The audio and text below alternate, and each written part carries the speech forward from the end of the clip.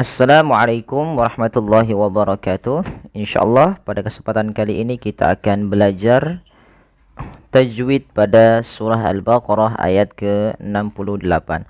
Semoga dapat membantu sahabat sekalian. Kita mulai. A'udzubillahi minasyaitonirrajim. Qalu ud'u lana rabbaka yubayyin lana ma hi. Pada lafal qalu ud'u lana, pada lafal qalu di sini ada hukum tajwid berupa bacaan mad tabi'i, yaitu pada lafal qa yang dimana huruf qa ini harus kita tebalkan qa karena dia punya sifat huruf isti'la. Kemudian pada lafal qalu ud'u lana, pada lafal ini alif kedua-duanya dianggap tidak ada sehingga langsung kepada huruf sukun. Maka apabila kita mendapati sukun dan sukun huruf itu ada sukun, waw sukun ini sampai sukun, maka yang kita anggap adalah sukun akhirnya saja.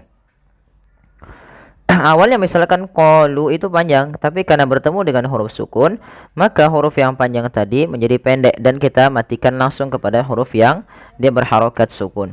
Maka qalu ud'u lana. Kemudian pada lafal dal sukun, di sini ada bacaan kita namakan dengan qalqalah. Dalam pelafalannya kita harus memantulkan dalnya. Qalud. Dalam membaca qalqalah ada beberapa kesalahan yang terjadi, teman-teman.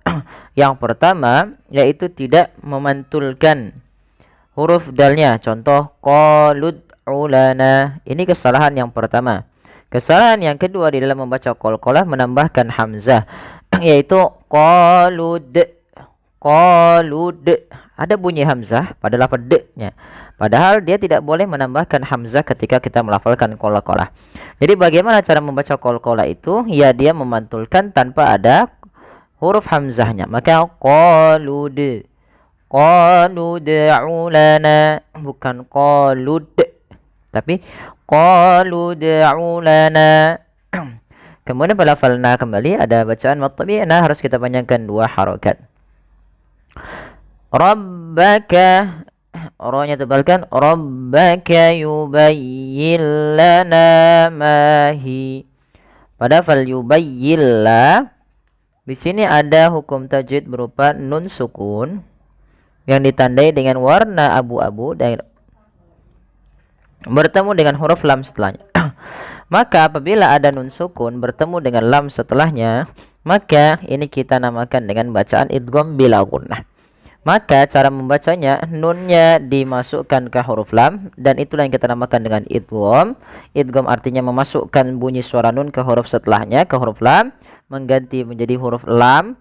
Kemudian dia tidak boleh ditahan, maka dinamakan dengan bila gunnah atau idgham idgham bila gunnah. Dan idgham bila gunnah ini idgham yang kamil, yang sempurna. Jadi idghamnya secara utuh langsung dihilangkan. Maka yubayyin lana, langsung yubayyin lana ma hi. Pada lafal na ma hi ketiga-tiganya kita hukumnya dengan bacaan mad tabi'i, dan ketika kita bacanya harus sama. Kita coba ulangi. Qalu ud'u lana rabbaka yubayyin lana ma hi. Qala innahu yaqulu innaha baqaratun la faridun wala bikr awanun baina dzalik. Pada lafal qalu di sini qala innahu sama sebagaimana qalu, yaitu ketika melafalkan qaf kita panjangkan huruf qafnya 2 harakat. Karena dia ada bacaan mad tabi'i, adanya fathah bertemu dengan alif.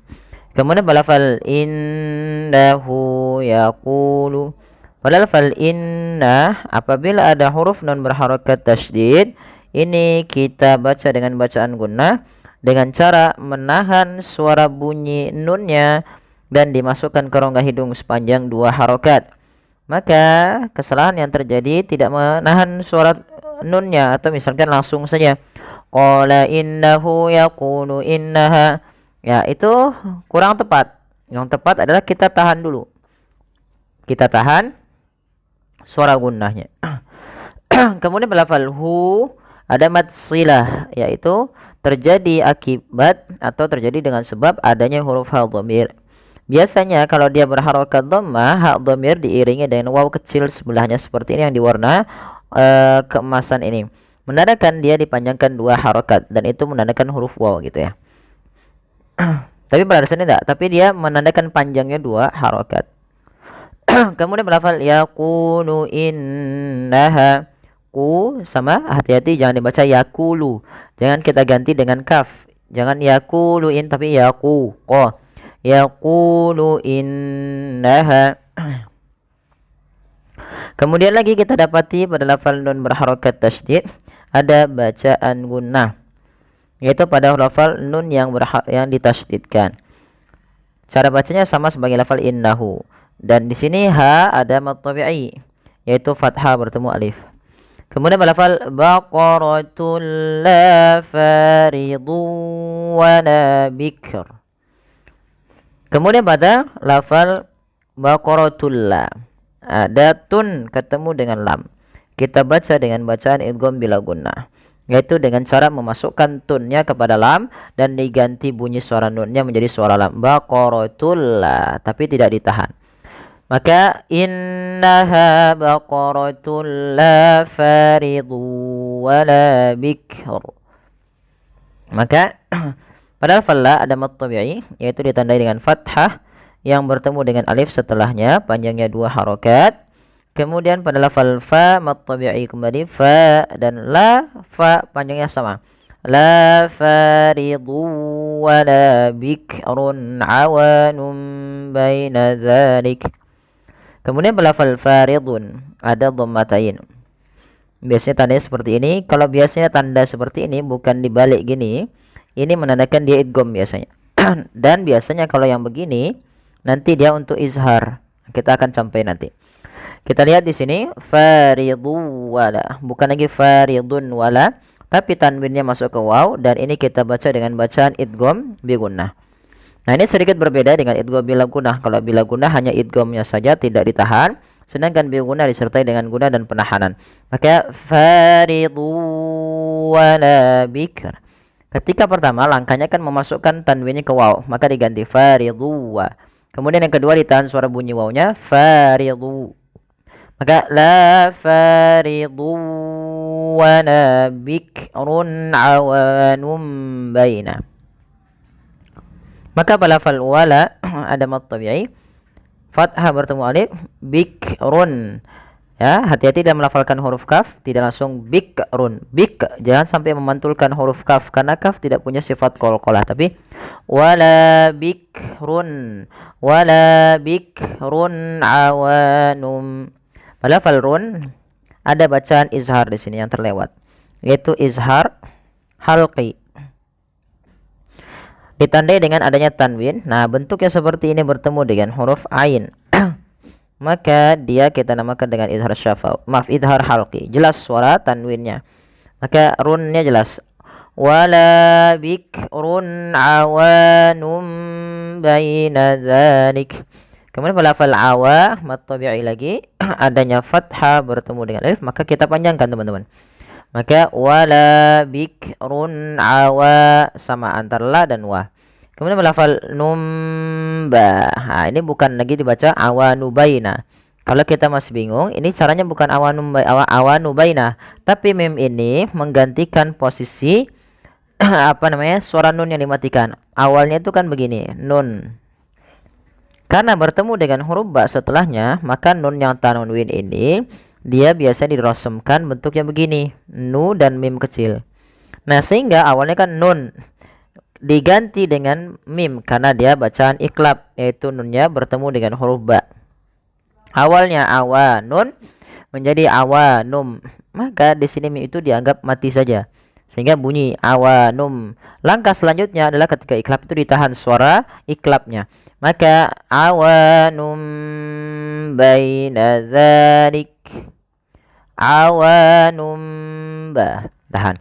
Awanum baina dzalik. Kemudian pada lafal dzalika ada bacaan mad badal, yaitu mad yang terjadi apabila ada fathah bertemu dengan alif. Mad badal. Allah Akbar. Ini salah, bukan mad badal, tapi mad tabi'i. Ya Allah. Ini salah dalam pengeditan teman-teman, mohon maaf ya. Ini ada salah dalam pengeditannya.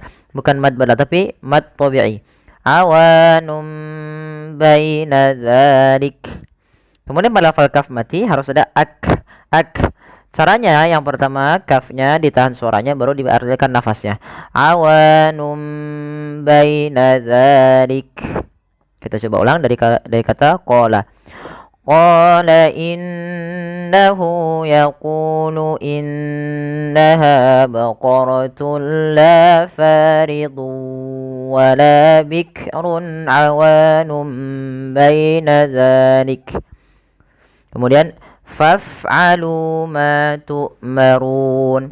Padahal faf'alu, hati-hati dalam lafal, jangan sampai memantul, jangan faf'alu. Ya, tapi dia matikan dengan f, faf, bukan faf'alu juga dengan p. Tapi alirkan nafasnya ketika melafalkan fa. Faf'a, faf'alu. Lu mad tabi'i 2 harakat panjang lu-nya.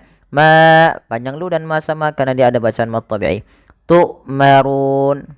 Hamzah, usahakan untuk huruf hamzah jangan diseret, jangan marun, tapi ya marun, sempurnakan hamzahnya.